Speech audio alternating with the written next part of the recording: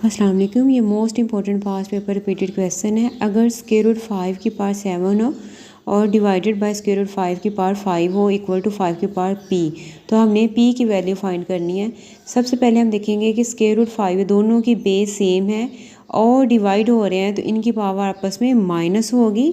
ठीक है, इनकी पावर आपस में माइनस, अगर यहाँ पे मल्टीप्लाई होता है तो इनकी पावर आपस में ऐड होनी थी, प्लस होनी थी। अब ये माइनस हो गया, अब 7 माइनस 5 कर लेते हैं, तो वो क्या आया, 2 आया। अब इसका स्क्वायर रूट ओपन करते हैं। स्क्वायर रूट की वैल्यू होती है 1/2। अब देखिए पावर पावर से मल्टीप्लाई हो गई, ये 1/2 और 2 आपस में मल्टीप्लाई होगा तो कैंसिल हो जाएगा। कैंसिल होने से क्या बच गया, 1।